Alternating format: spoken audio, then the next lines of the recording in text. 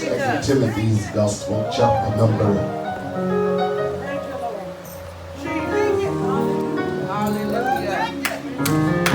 Chapter number 2.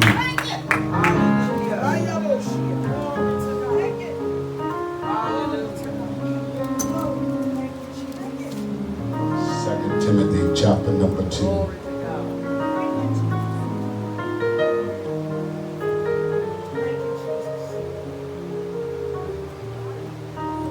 Thank God for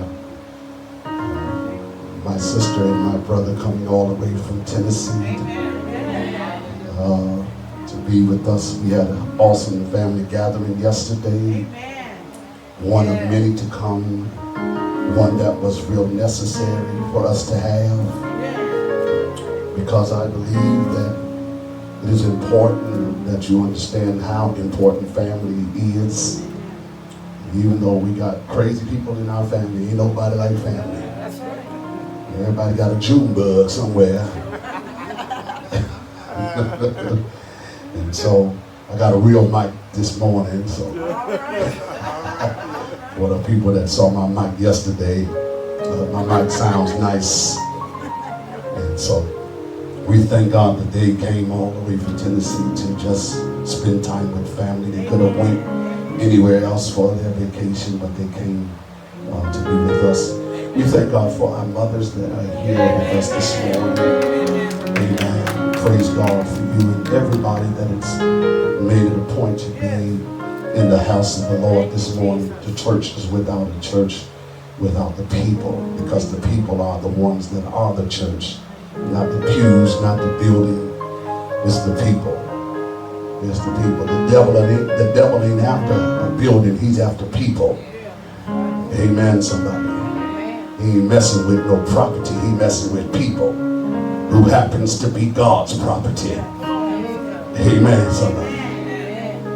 But his arms are too short to box with God. And we thank God for everybody that have come. Thank God for Kia being with us this morning. Amen. All right, 2 Timothy chapter number 2. I enjoy not having to play people. And I thank God for Christian Lloyd agreeing to come and helping hands. What Dawn is starting, brand new, fresh beginning in the house of the Lord. And we are thankful to God that He has given us a new beginning to start anew. Amen. Somebody. 2 Timothy. Okay, last time I'm calling it 2 Timothy chapter number 2, verse number 3. Only verse number 3. Only when you have it, say amen. Amen. The word of the Lord reads, "You therefore must endure hardship as a good soldier of Jesus Christ." Can we say amen? Amen. Look at your neighbor for a few minutes and tell them, you got to endure. You got to endure. You may be seated.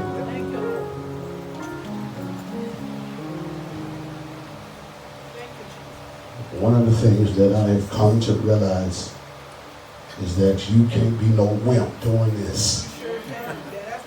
You can't be no jellyback doing this. You got to develop some backbone when you're dealing with something like this. It's not always necessary or not always the case that the devil is the problem. In most cases, it's the devil in people. Amen. It's the devil in people that you have to deal with that can, in most cases, if you're not careful, shift your emotion and cause you to miss what God wants to do for you. And the enemy will use people to throw you off the scent of God just because they got an issue. And just because you won't join in with their issue, they get upset with you. And because you won't have an issue with them, then they want to make sure they have an issue with you. Because they don't want you to receive what they're not getting. But you got to have the mindset today that no matter what, I came to get what I need from the Lord. It's not about a place, it's not about a personality, it's not about a thing. It's about what I'm going through right now. I need God to move on my behalf. Because life by itself is already crazy. And the things that you have to deal with when it comes to everyday living. If somebody would have told us some of the things that we would have had to encounter while we were living, we would have chose the blue pill and not the red one.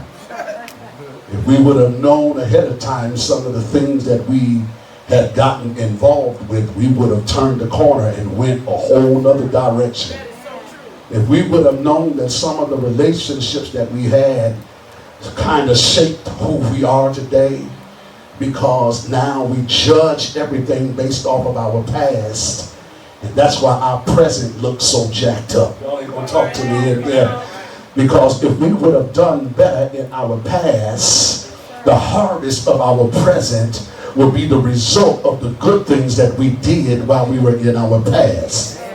But because we did some stuff, Lord have mercy, in our past, we forgot that those were seeds that were planted in the past. And as a result, some of us are going through not because somebody else planted in our garden, but we allowed some things that should not have been there to be planted in the garden of our life. And now we are suffering because of bad decisions. Lord, ain't nobody gonna talk to me in this sanctuary. We are going through because we made decisions based off of our emotions, because they told us in church to trust God. And how can you trust God when you can't even trace God? Because I don't know about you, have you ever tried to pray and it seemed like God did not respond when you cried out to him? Have you ever had those moments when you was curled up like a ball crying out to God or screaming for help, only to find yourself still in the same kind of situation? Now, this was going on before you decided to have a real relationship with God. I'm talking about just life, everyday life. The decisions that we made based off of wanting to have a relationship, wanting to be loved by somebody, anybody, wanting to be heard, wanting to fit in, and wanting to be seen, just wanting to be felt like you were alive, didn't want to be lonely, didn't want to be by yourself, didn't want to be the oddball, didn't want to sit out and look different, but it was something about you, you just couldn't fit in everybody's square and couldn't fit in everybody's circle. And even though you tried to do what everybody else did, it still didn't work out for you. My God, I had a conversation with a friend of mine last night. It was so funny. Some of the stupid things that we used to do, Lord have mercy, knowing that we were church boys. How in the world you up in Kmart? Yes, Kmart. Y'all remember Kmart back in the day? How in the world you church boys grew up in the church, born and raised as pew babies in the church, caught in Kmart shoplifting. Lord have mercy. Caught in Kmart shoplifting. Yeah, the bishop had a history. He had a past. Caught in Kmart. Lord have mercy. Y'all act like y'all ain't never been caught doing something you had no business doing. Life will drive you to do stuff, Lord, especially when you're desperate for something. It will drive you to do something that is out of your character. Lord have mercy. And if you're not careful, because of your situation, the enemy will use your situation and take you further than you really need to go. Y'all need to talk back to me. Caught in Kmart shoplifting, and it was the grace and the mercy of God that we didn't go to jail, but they let us go because somebody somewhere was in some prayer somewhere praying for us, because they knew that somewhere down the line we was going to jack our lives up. But Lord have mercy, look around in this room. It is nothing but jacked up people that are still alive because of the grace and the mercy of God. And if you look at me like you perfect, I'm going to tell you the devil is a lie, because all of us got a past. All of us did something that we regret, but thank God we're still alive to be able to testify and talk about it. I was a fool in my past, but I learned from my past not to be a fool in my present. Lord have mercy. Now this, all it is was before we really got serious about serving God. I remember when my sister got into a fight. It was a street fight on the block, and they was calling us out, man. And so my crazy self called my friends again. Now they was halfway, one put in and one. I'm trying to be saved, but I allowed my emotions to get the best of me, because y'all act like y'all don't know who to call when it go down. But yeah, we know who to call. We know who crazy like that. Yeah, call some crazy Negroes that was going to church sitting up there clapping like me, but they was retarded in their brain. They, Lord have mercy, that if something went down, you can count on them, because sometimes when you are in the street, you can't count on church folk. Because I found out something about church folk. They got jelly backs when it comes down to a real fight. Nobody gonna holler at me. But my God, I call some crazy church boys, and they come in the middle of the night rolling down the street, flying down the street 80 miles per hour with a 12-gauge shotgun. Lord have mercy. And I didn't know who they was, and I took off running just like everybody else, and I shut my door because I didn't know who they was. And they came knocking on my door. Come on, somebody, Eddie, open up the door. I said, I ain't opening up that door. I don't know who you is, who you are. And Lord have mercy, they came out. I came out, and they said, man, come on, let's do this. Now I'm trying to be saved. Look at somebody and say, I'm trying to be saved. I'm trying to be a church boy. Mama say, Mama sa, my goose. I'm trying to be saved, and Lord have mercy. And so I got into the car. I had a 45 Magnum. They had a 12-gauge shotgun. They said, let's go down the street and get our other homeboy, and he was just as nutty than everybody that was in the car. Lord have mercy. And we went down and got him. He had a 12-gauge shotgun, and we said, man, let's go get these guys. And here I am, the Holy Ghost one in the car that got sense. I said, listen, if we gonna get them, we can't go down the same street we just came down. Let's go around and come back up. They was like, no, man, they were so hyped up. They said, let's go get them. And I'm like, I can't change these crazy boys, man. And so we went down the street that I lived on, pulled up in my driveway. Before we can get out good, the popo was right up on us. Lord have mercy. I don't know how I was able to get out the car and get in the house and kick the gun. Lord have mercy. And we all wound up we couldn't even get no punch in, no shot off. The police took us all to jail. Lord, yes, we all got a pass. But I'm glad that Saturday we was in there Thursday, Friday, and Saturday. They let us go Saturday. Wake me up at 3 o'clock in the morning talking about something, you on America's Most Wanted. I said, the devil is a lie. I've been in church all my life. I ain't never did nothing but this before in my life. How you gonna tell me I'm on America's Most Wanted? The worst place you can ever go is jail.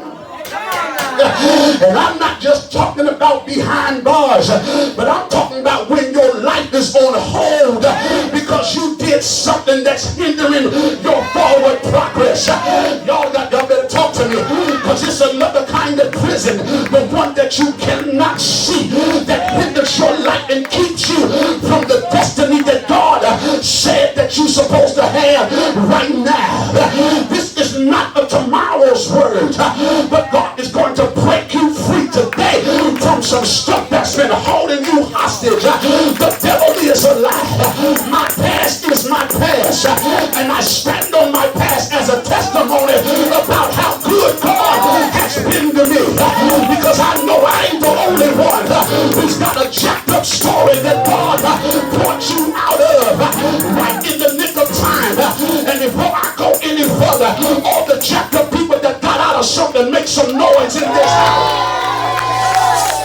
Lord have mercy. Look at somebody, tell them God has been real good to me. God brought me out of some stuff that I know for sure I shouldn't have survived it. But look at somebody, tell them I survived. I survived the season that should have took me out. But you didn't know the season that should have took you out was a season that God was developing you. Because you don't need nobody to validate you. Because if you made it through the stuff that you've been through, you've already been validated. Do I got a witness in this room? Y'all be seated. This is the stuff. This is the stuff that happened before you got serious with God, and you had no idea that the things that you were involved with was being orchestrated by the devil, because the devil didn't want you to live to see another day. The devil had you under demonic surveillance. He thought and knew that he had access to your life. He wanted to mess you up because he peeked into, or he was eavesdropping on the conversation that God was having with a preacher when he said that one, Lord have mercy, is the one that's going to make it through the most devastating things that's going to happen in their life. I'm going to allow it to happen, and it's going to get so bad that when it's all over, they're going to know I'm the one that brought them out of it. I'm going to allow people to break their heart. I'm going to allow people to mess them up. I'm going to allow them to lose houses. I'm going to allow them to lose jobs. I'm going to allow people to hate them for no reason at all. I'm going to allow them to feel lonely and by themselves. And the spirit of suicide came in, and the spirit of depression came in, and the spirit of oppression came in, but it wasn't strong enough to take you out, because God got destiny on your life. My God, that's why the scripture that says no weapon that is formed against you shall be able to prosper. Look how good you look now opposed to what you was in before. Look how God has blessed you to still have your right mind, when right now you should be out of your mind. All of this, before you got saved, my God, because the enemy knew that one day God was going to arrest your life and bring you into a place where you was going to develop a personal relationship with God. And now that you have a relationship with God, haven't you noticed that the battle now has intensified? If you thought you was going through before, I feel some here. If you thought that you was going through before, look how much more you are going through, because you decided to make Jesus your choice. You did not realize that it was going to be the closest thing to you that was going to hurt you the most. Y'all ain't gonna be real with me in here. You did not realize that it was going to be a son or a daughter. It was going to be a boyfriend or a husband. It was going to be a girlfriend or a wife. And you have no idea that it was going to be the person that you're sitting next to right now that was going to mess you up, because we had an idea that thinking that going to church you was going to be around people like-minded that was coming for one thing and coming to get Jesus. But you found out that it's hypocrites in church. Come on now. Lord have mercy. It's people that's judgmental in church. It's unhappy people that are unhappy because you happy. Lord have mercy. It's all kinds of people that has been assigned to keep you bound. But touch a neighbor, say, I've been bound before, but in this season of my life I've got to be free. Lord have mercy. Look at somebody, touch them real good and tell them, you have no idea what it took for me to get here. And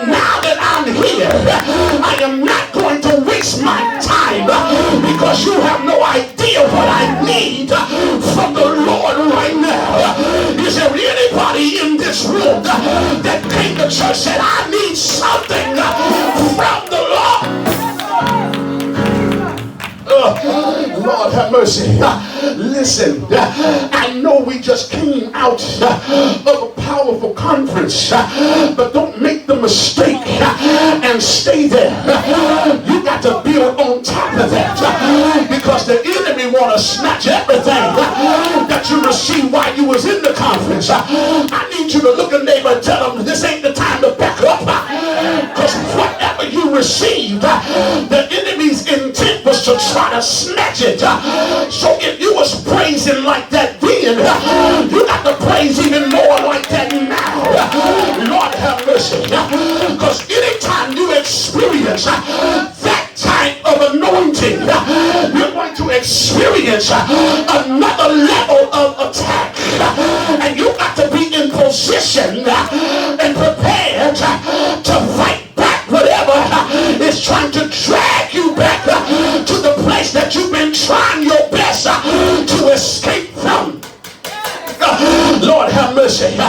That's why in the text, but let me digress. Yes, if we would have known that coming to church and giving our lives to God was going to take us through all of this hell, because it looks like all hell just started breaking loose. Every time I make up my mind that I'm going to give God my all, then all of a sudden a problem over here, a situation over here, something always pops up.